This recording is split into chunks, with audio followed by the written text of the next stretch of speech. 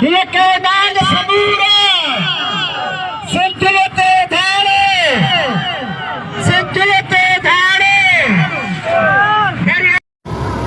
दरिया अंदर जा दहशत आ हिकड़ी कयामत थी वेंदी तू मात रुगो हिन सिंधु ते का लहर उभारे वेंदास जे सिंध कौमी पार्टी जो ही पैदल मार्च मकली का ठठे प्रेस क्लब ताईं सिंधु दरिया मां कैनाल कढण जे खिलाफ आहे। सिंधु दरिया ते रेमन ठाण जे खिलाफ आहे। ग्रीन पाकिस्तान इनिशिएटिव जे नाले में सिंध जे ज़मीननि खे पंजाबियुनि जे कब्ज़े में ॾियण जे खिलाफ आहे। त सिंधु दरिया सिंध जे माण्हुनि जी मिल्कियत आहे, सिंध जे माण्हुनि जो दरिया आहे। अवल आख़िर उहो सिंध जो दरिया आहे। दुनिया में जेके ट्रांस बाउंड्री रिवर्स आहिनि, घणे सरहदी रिवर्स आहिनि, घणनि जाग्राफियाई इलाइक़नि मां निकिरंदड़ दरिया आहिनि, उन्हनि दरियाउनि ते आलमी क़ाइदनि, आलमी कानूननि ऐं आलमी उसूलनि मूजिबि पहिरियों हक़ लोवर रिपेरियंस जो हूंदो आहे। माना पुछण वारनि क़ौमनि जो, पुछण वारनि माण्हुनि जो, पुछण वारनि इलाइक़नि जो हूंदो आहे। पर हिते अॻे ॿुधंदा हुआसीं त उल्टी गंगा थी वहे। हाणे तारीख़ में कॾहिं उल्टी गंगा वहंदी हुई या न वहंदी हुई, पर पाकिस्तान जा हुक्मरान सिंधु खे ज़रूर उबतो वाइण था घुरनि। असीं चऊं था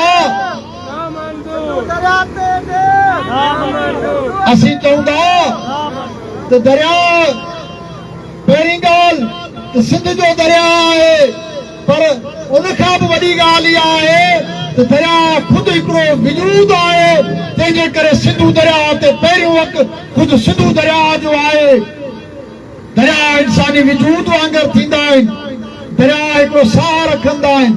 दरियाउनि में बि हिकिड़ो रूह हूंदो आहे जेको सितारनि भरियल रातिड़ियुनि में चमकंदो आहे, झरकंदो आहे, सिज जे हेठां रूपारियूं लहरियूं थी झुलंदो आहे, चंड जे रातियुनि में चांदी वांगुरु ॿरंदो आहे।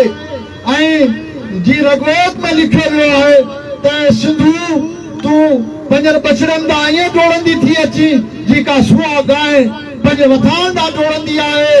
इहे दरिया डोड़ंदा आहिनि, दरिया डुकंदा आहिनि, दरिया बहंदा आहिनि मस्ती में, सरमस्ती में, ऐं कना तार थी वेंदा आहिनि त ज़िंदगी सैराब थींदी आहे।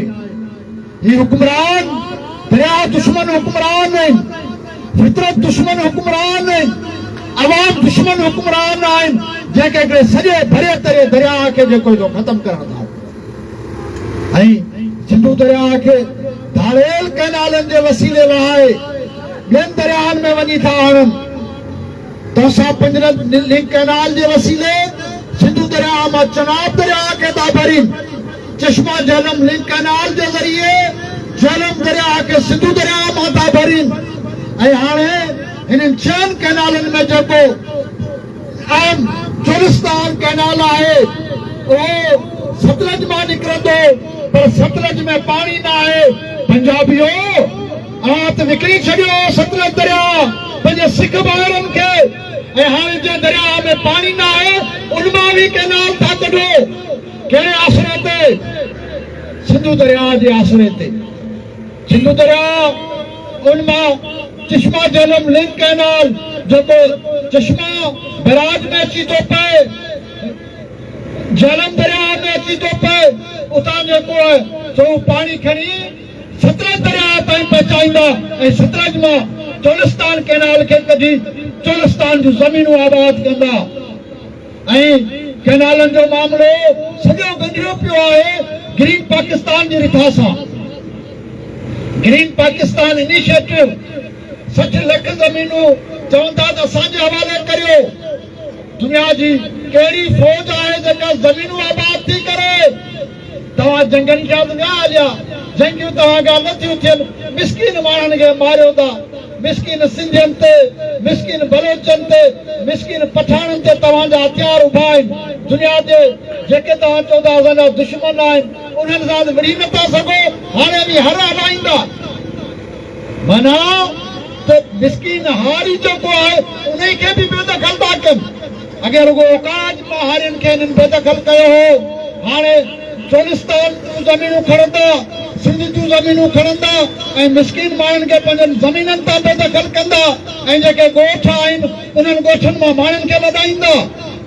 ऐं बेशर्मी जी इंतिहा पीपल्स पार्टी जी सिंध हुकूमत तमामु वॾी बेशरम जे करे का गवर्नमेंट आहे, उहा शहबाज़ शरीफ़ ऐं मुराद शाह जी गवर्नमेंट आहे। हू वफ़ाक़ में कूड़ था ॻाल्हाइनि, हे सिंध में वेही कूड़ था ॻाल्हाइनि। मुराद शाह चए थो त ज़मीनूं उहे था ॾियूं जेके ज़मीनूं ख़ाली पियूं आहिनि। अबाबोई ॻोठ छो पिया लॻाया वञनि, अबाबोई हारी छो पिया बेदख़ल कया वञनि। पर ख़ाली पियल ज़मीननि ते बि यादि रखो त सिंध जे हारी जो हक़ आहे। मुराद शाह खे इहो इख़्तियार न आहे त पंहिंजनि बाबनि जे हवाले ज़मीनूं करे। ज़मीनूं सिंधी क़ौम जी मिल्कियत आहिनि, के हुक्मरान जी मिल्कियत न आहिनि।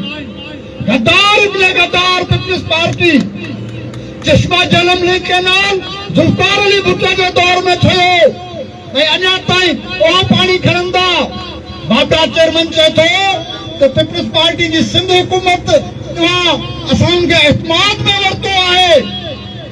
आसिफ ज़रदारी ऐवान सदर में वेही कैनालनि जी मंज़ूरी थो ॾे ऐं मुराद शाह जेको आहे सो उन ते रासपो ज़ाहिर थो करे। सिंध हुकूमत उन ते रासपो ज़ाहिर थी करे। असीं चवंदा त दरिया दुश्मन फ़ैसिला बातल फ़ैसिला आहिनि।